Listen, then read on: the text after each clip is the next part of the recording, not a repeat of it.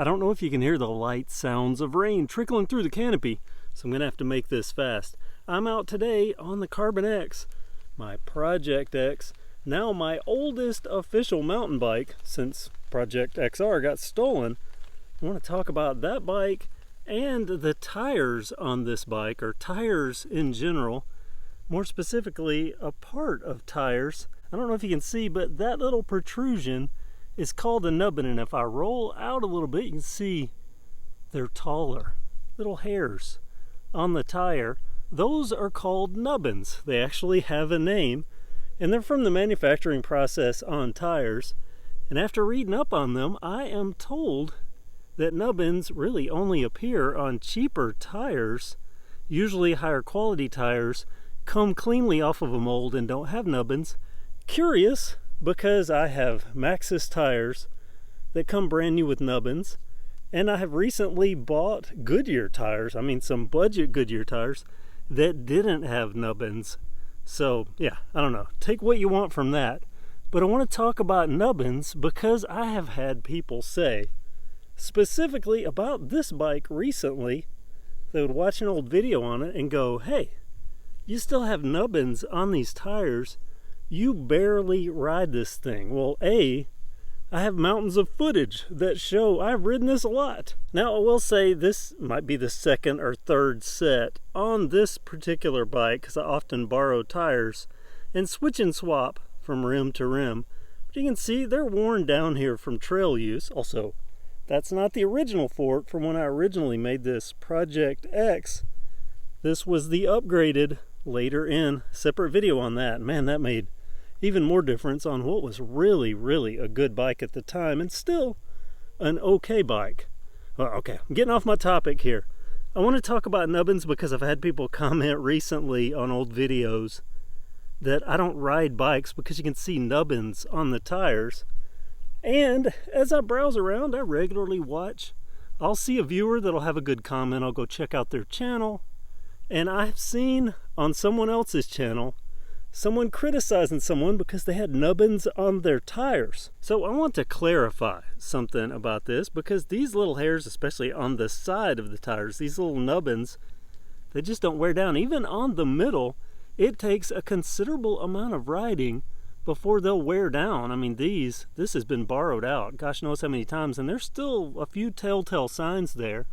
And the reason for that is because when you're out on a trail, you're out on dirt. This is soft dirt material. It's just not very wearing on tires that are designed to hold up, to wear well. So those little nubbins, it takes a lot to wear them down on dirt. But I have even further proof, because as coincidence would have it, I'm breaking in a new scooter, and as I hit the 300-mile mark, I happened to look down at the front tire and I noticed it still had nubbins on it. That's 300 miles on asphalt. If a tire still has nubbins after 300 miles on asphalt, little bitty mountain bike tires on dirt, well, that's gonna take a lot of riding. As a matter of fact, it wasn't until it hit about 450 miles that those nubbins started wearing down on the tires on that scooter. So just imagine, 300, 400 miles of trail riding. That's a lot of riding. A lot more than the average person is going to do probably in a year. So yeah, if you see nubbins on someone's tires, don't critique them and claim that they don't ride, because they probably do. They're just riding on a trail. And that's my rant about nubbins. So let's get off of that and just be kind when you're watching.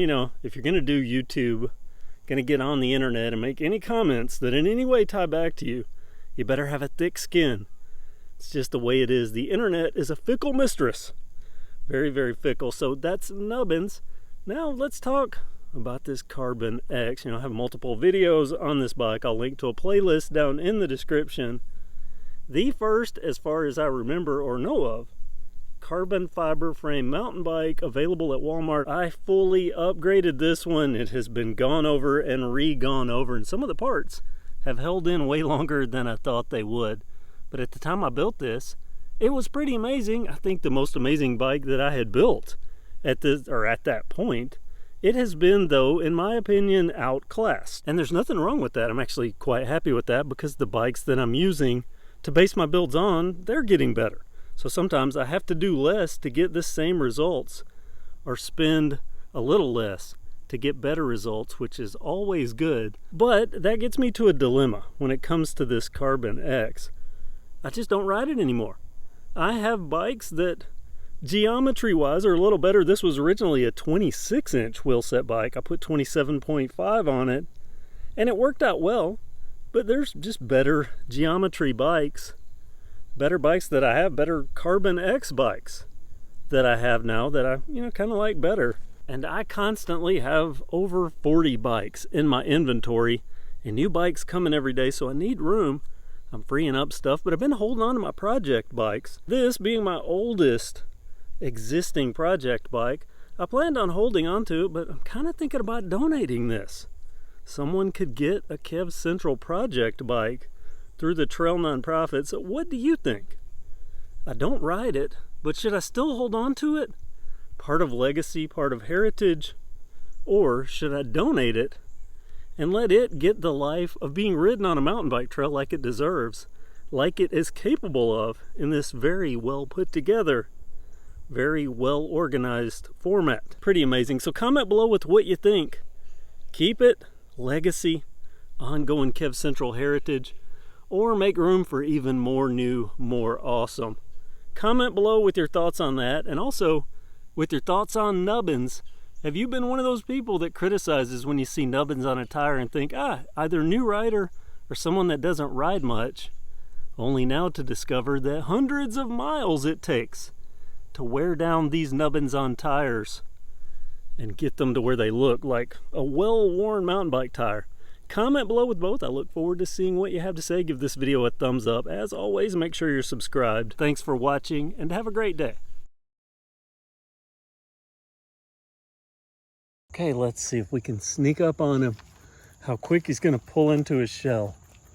Mr. Turtle that I almost ran over. I think this is the same turtle that I almost ran over on the backside of the trail about a month ago. Hello, Mr. Turtle.